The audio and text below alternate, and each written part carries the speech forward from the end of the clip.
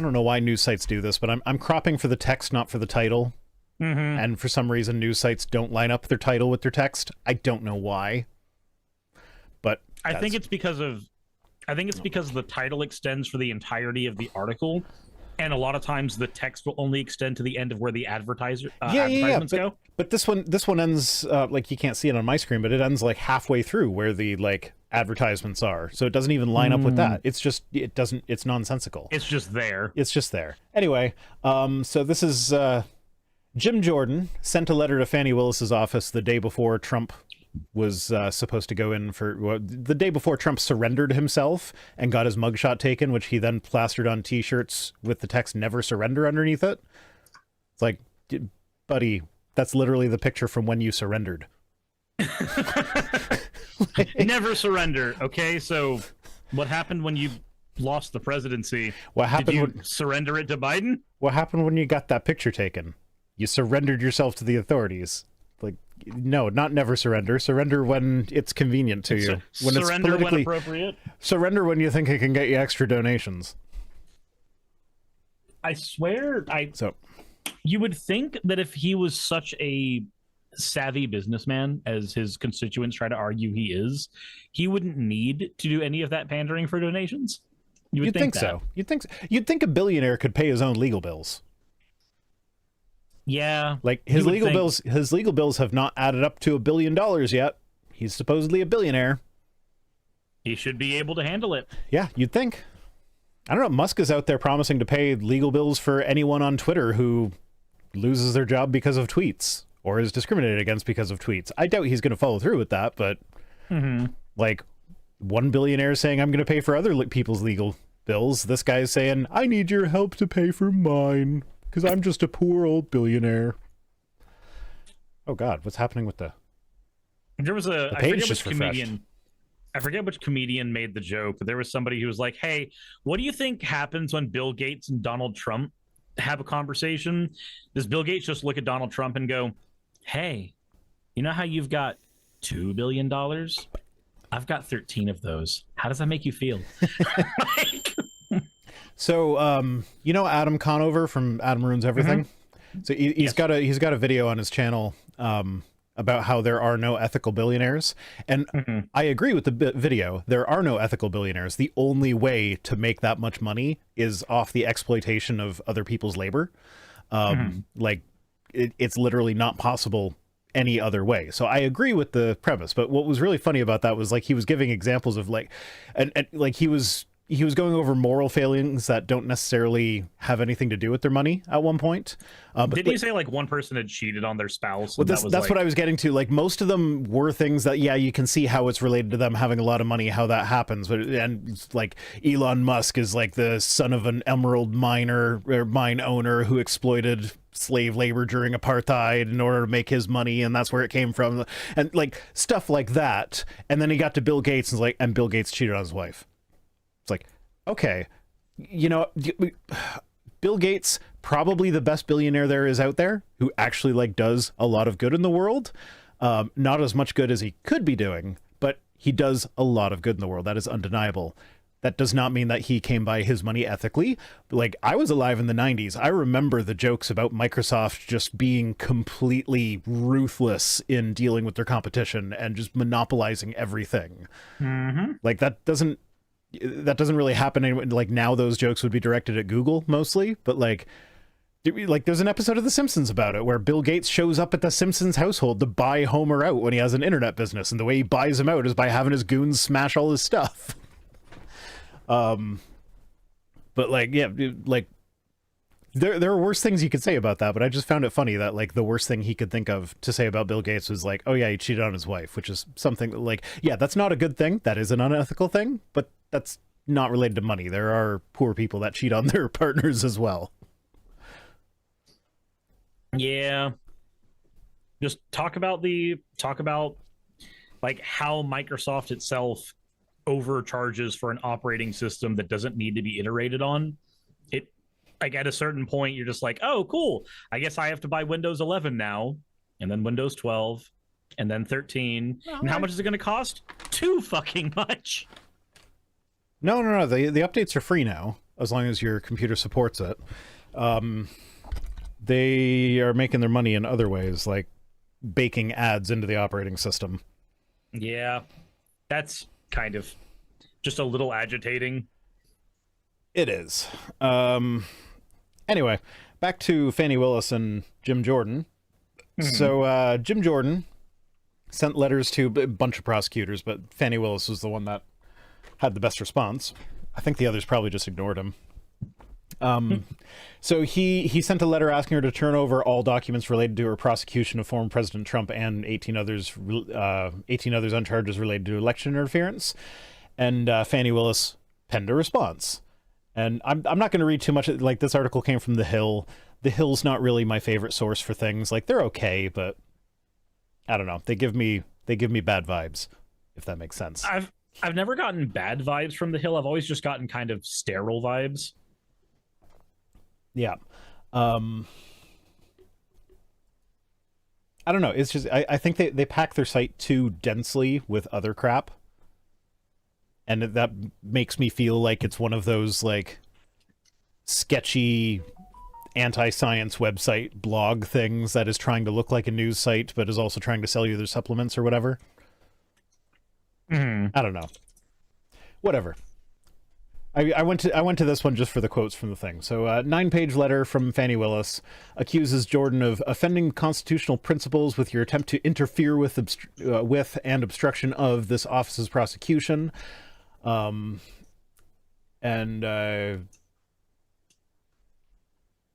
so settled constitutional law clearly permits me to ignore your unjustified and illegal intrusion, but I'm responding anyway. So, quote, your attempt to invoke congressional authority to intrude upon and interfere with an active criminal case in Georgia is flagrantly at odds with the Constitution. There is absolutely no support in Congress for purporting to second-guess or somehow supervise an ongoing Georgia criminal investigation and prosecution. That violation of Georgia's sovereignty is offensive and will not stand. Another point in the letter, she said that Jordan's letter was bullying by a member of Congress, and suggested that maybe he should investigate, like, if he's concerned with her office, he should maybe investigate the threats that her office has received as a result of her doing her job. And she told Jordan he has to deal with some basic realities. So, a special purpose grand jury made up of everyday citizens investigated for 10 months and made a recommendation to me. A further reality is that a grand jury of completely different Fulton County citizens found probable cause against the defendants named in the indictment for RICO violations and various other felonies. And here's another reality you must face. Those who wish, I love this one. Those who wish to avoid a felony charges in Fulton County, Georgia, including violations of Georgia RICO law, should not commit felonies in Fulton County, Georgia. I love it. In this jurisdiction, every person is subject to the same law and the same process. So, like, that just flies in the face of this whole, like, the Republicans would be like, oh, there's two systems of justice here. One for Republicans and one for Democrats. It's like, no. Like, no, this is just the justice system being consistent. Yeah, no, there actually are two systems of justice here. If Trump wasn't a former president and white guy with a lot of money and power and influence, he'd be behind bars already, most likely. But he was a former president. So we get to treat him differently. So he gets treated differently. But and that's why I actually appreciate Fani Willis, like, bringing him in for the mugshots and all that stuff. Is like, no, we're treating you the same as we treat everybody else. And it's hilarious because, like, when he gets special treatment, winning at capitalism doesn't magically make you a better person than everybody else. Yeah, but, like, Trump gets special treatment in the other courts that he's gone to. Like, this is his first mugshot. He's been arraigned several times, and this is his first mugshot. And like, every time Republicans are like, oh, it's a two-tiered system of justice. And then this time they treat him the same as a common criminal. And they come back with, oh, it's a two-tiered system of justice. No, she's literally treating him the same way she would treat anyone that went through her office. That's not a two-tiered system of justice. That's just how it should be. That's just kind of how it is. Yeah. And she says, your letter makes clear that you lack a basic understanding of the law, its practice, and the ethical obligations of attorneys generally and prosecutors specifically. she wrote to a member of Congress whose job it is to write laws. I mean, let's be honest. We have Lauren Bobo and we have Marjorie Taylor Greene in office. Oh, the howler monkeys. The standard for getting into Congress is, can you win a popularity contest? Mm-hmm. Yeah, but then she continued, for a more thorough understanding of Georgia's RICO statute, its application, and similar laws in other states, I encourage you to read RICO state by state. As a non-member of the bar, that's like throwing some shade there, the fact that he's not a lawyer, you can purchase a copy for $249. This is... Okay, so you know how there was an era of response videos. We still have response videos, yes, but like yeah, there that's was my an whole era shtick. where there was an era where response videos would show under the video that you were responding to. Mm-hmm. I don't know if you were doing YouTube back then. I was not, no. But this is the type of response that I would expect from that era of like, all right, let's just piecemeal every single thing so that you question your existence by the time we're done. Yeah. Then she says, as it seems you have a personal interest in the Fulton County District Attorney's Office, you should consider directing the U.S. Department of Justice to investigate the racist threats that have come to my staff and me because of this investigation, she said. And she attached 10 examples of the threats. She put examples of there, so she brought receipts. Yeah. And she said, I'm providing these examples to give you a window into what has happened to my staff staff and me as I keep the promise of my oath to the United States and Georgia constitutions and do not allow myself to be bullied by members of Congress, local elected officials, or others who believe Lady Justice should not be blind and that America has different laws for different citizens. So, like, she just, like, bent him over her knee and spanked him. And not in a fun way. I mean, who knows? Maybe this was all brought in because this is exactly what he wanted. It could be fun for him. Maybe he's into humiliation. Yeah, maybe. I'm not going to judge. I'm not kink shaming. I'm kink asking why. So my next video, not the one that's going up this Friday, but the one I'm working on after that, I'm considering calling it, I'm not sure if YouTube will let me get away with this, but I'm considering calling it the Lord works in the kinkiest ways. Because I didn't mean to do this. You know how authors will talk about how, like, they're writing a book and one of their characters just kind of took on a life of their own and got away from them and did things and said things that they weren't really expecting, even though they're the author?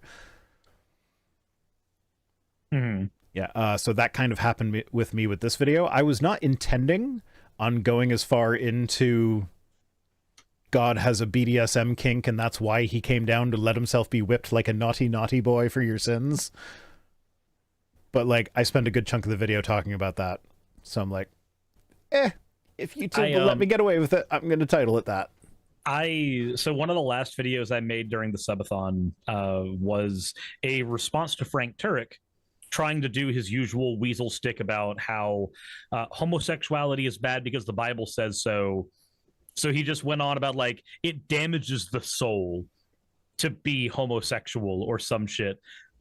He was like, he went on his whole spiel about, like, there's all kinds of things we ought not do, like murder. And I'm like, so I was very tired. It was like 2 a.m. when I did that video. And so I went through the whole shtick and just went very, very loud, obnoxious, and cacophonous with my response. Nothing really intelligible. There was one person in my comment section who was like, I miss the scripted videos. I'm unsubscribing.